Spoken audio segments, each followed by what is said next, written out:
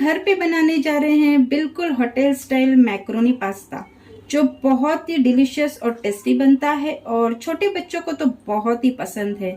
तो चलिए फिर देख लेते हैं हमने ये मैक्रोनी पास्ता घर पर आसानी से कैसे बनाया है। हेलो एवरीवन, मैं पल्लवी कुक चैनल में आप सभी का तहे दिल से स्वागत है। पास्ता बनाने के लिए हमने यहाँ पर कुछ वेजिटेबल्स कट करके लिए हैं। उसमें हमने 2 छोटे प्याज कट करके लिए हैं, 1 छोटा गाजर हमने कट करके लिया है, 1 छोटा टमाटर कट किया हुआ है और थोड़े से हमने फ्रेंच बीन्स कट किए हुए हैं और 2 हमने शिमला मिर्च कट करके ले लिए हैं। तो वेजिटेबल्स आप अपने पसंद के हिसाब से कोई भी इस्तेमाल कर सकते हैं। तो सारे वेजिटेबल्स को हमने चॉप कर लिया है और अब चलते हैं हम गैस की तरफ। तो सबसे पहले हमें पास्ता को बॉईल कर लेना है। उसके लिए हमने गैस के ऊपर एक बड़ी सी कढ़ाई रख दी है और उसमें खूब सारा हमने पानी डाल दिया है और इसमें हमें उबाल लाना है पानी में। तो ये उबलने के बाद हम इसमें पास्ता डाल देंगे। तो पानी में अब अच्छे से उबाल आ चुका है और इसमें अब हम पास्ता डाल देंगे। यहाँ पर हमने मैक्रोनी पास्ता लिया है एल्बो शेप का। तो ऐसे हमें 2 कप इसमें पास्ता इसमें डाल देना है और अच्छे से इसे बॉईल कर लेना है। तो पास्ता को हमें पूरे 10 मिनट तक अच्छे से हाई फ्लेम पे उबाल लेना है, जब तक कि ये पास्ता पूरी तरह से पक नहीं जाते। और 10 मिनट के बाद हम ये पके हैं कि नहीं उसे हम चेक कर लेंगे।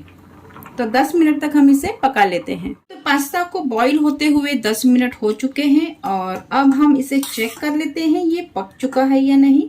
तो इसमें से एक पास्ता हम उठा लेते हैं और इसे हम चेक कर लेते हैं। तो पास्ता को ऐसे हाथ से ही तोड़ के हमें देख लेना है। तो ये देखिए इसके 2 टुकड़े हो रहे हैं, इसका मतलब ये जो हमारा पास्ता है वो बहुत ही अच्छे से पक चुका है। और गैस की आंच को हमें बंद कर देना है और इसे हमें स्ट्रेन कर लेना है। तो पास्ता को स्ट्रेन करने के लिए हमने यहाँ पर नीचे एक छोटा सा टोप रख दिया है और उसके ऊपर हमने ये स्ट्रेनर रख दिया है और इसके अंदर हमने जो पास्ता उबाल के रखा है तो इसे हम इसमें डाल देते हैं, ताकि इसमें का जो पानी है वो एक्स्ट्रा का निकल जाए। तो सारे पास्ता को हमने स्ट्रेनर में निकाल लिया है और अभी भी ये गर्म है, तो इसकी जो पकने की प्रोसीजर है वो अभी भी शुरू है। तो इसे हमें रोकना है। उसके लिए हमने यहाँ पर थोड़ा सा ठंडा पानी डाल देना है और सारे पास्ता के ऊपर हम ऊपर से ठंडा पानी डालते जाएंगे, ताकि इसकी जो पकने की प्रोसीजर है वो थम जाए। तो सारे पास्ता के ऊपर ठंडा पानी डाल देने के बाद अब इसकी जो पकने की प्रोसीजर है वो थम चुकी है और हमारा पास्ता भी अब ठंडा हो चुका है थोड़ा सा। और इसके बाद हमें 2 बड़े चम्मच इसमें तेल डाल देना है।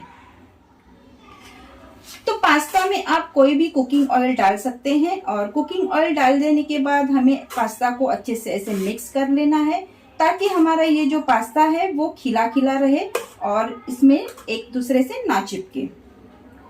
तो पास्ता पूरी तरह से नॉर्मल हो रहा है, तब तक हमने जो वेजिटेबल्स कट करके लिए हैं उसे हम पका लेते हैं। पास्ता को प्रिपेयर करने के लिए हमने यहाँ पर गैस के ऊपर एक नॉनस्टिक कढ़ाई रख दी है और उसके अंदर हमें 2 बड़े चम्मच तेल डाल देना है।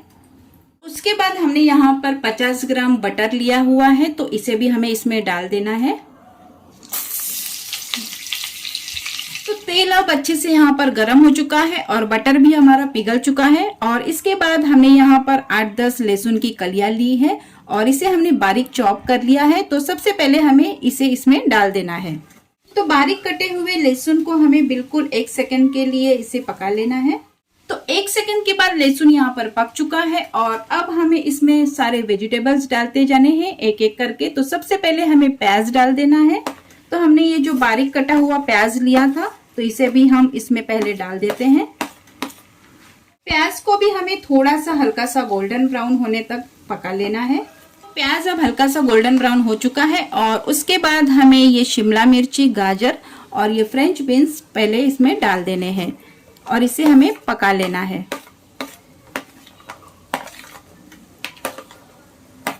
तो बस 2 मिनट तक इन वेजिटेबल्स को भी चलाते हुए हमें अच्छे से इसे पका लेना है। तो सारे वेजिटेबल्स अब पक के सॉफ्ट हो चुके हैं और सबसे आखिर में हमें इसमें बारीक कटा हुआ टमाटर डाल देना है। इसे हमने लास्ट में डाला है क्योंकि ये जो टमाटर है वो तुरंत पक जाता है, तो इसे हमें लास्ट में डाल देना है और इसे भी थोड़ा 2 मिनट पका लेना है। टमाटर हल्का सा सॉफ्ट हो जाने के बाद हमें यहाँ पर चिली सॉस लेना है। ये रेड चिली सॉस है, तो इसमें से हमें 2 चम्मच इसमें डाल देने हैं। तो तीखा आप अपने टेस्ट के हिसाब से कम ज़्यादा कर सकते हैं। इसके बाद हमने यहाँ पर 2 बड़े चम्मच टमाटो सॉस लिया है, तो इसे भी हमें इसमें डाल देना है। अगर आपके पास चिली सॉस नहीं है तो आप लाल मिर्च पाउडर या फिर पिज्जा पास्ता सॉस भी इसमें डाल सकते हैं। सॉस को अच्छे से मिक्स कर लेने के बाद हमने ये जो साइड में मैक्रोनी पास्ता रखा था तो इसे हमें इसमें डाल देना है। इसके बाद हमने यहाँ पर एक छोटा चम्मच चिली फ्लेक्स लिए हैं, तो इसे भी हमें इसमें डाल देना है। इसके बाद एक बड़ा चम्मच हमने यहाँ पर ओरेगानो लिया है, अगर आपके पास मिक्स हर्ब है तो वो भी आप इसमें डाल सकते हैं। इसके बाद 2 चम्मच हम इसमें मेयोनीज डाल देंगे। बाद हमने यहाँ पर एक चीज क्यूब लिया है, तो इसे भी हमें इसमें ग्रेट करके डाल देना है। और सबसे आखिर में हमें इसमें नमक डाल देना है, लेकिन नमक डालते समय हमें एक बात का ध्यान रखना है, इसमें हमने बटर डाला है और इसमें जो हमने सॉसेस डाले हैं, चीज डाला है, तो उसमें भी नमक की मात्रा होती है, तो इसलिए हमें नमक भी टेस्ट के हिसाब से ही इसमें डाल देना है। अब डाली हुई सारी चीजों को हमें अच्छे से मिक्स कर लेना है और अब हमें इसे ज्यादा पकाना नहीं है, बस इसे मिक्स कर लेना है और 1 मिनट के अंदर ही अंदर हमें गैस की आंच को बंद कर देना है और इसकी प्लेटिंग कर लेनी है। तो सारे इंग्रेडिएंट्स अच्छे से मिक्स हो चुके हैं और अब हमें गैस की आंच को बंद कर देना है और इसे हमें सर्व कर लेना है। तो तैयार है हमारा ये डिलीशियस और टेस्टी ऐसा होममेड मैक्रोनी पास्ता।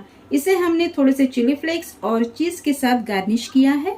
तो आप भी ये रेसिपी जरूर ट्राई करें और मुझे कमेंट में बताएं आपकी ये रेसिपी कैसी बनी। तो मिलते हैं नेक्स्ट वीडियो में, तब तक के लिए always stay healthy and stay safe.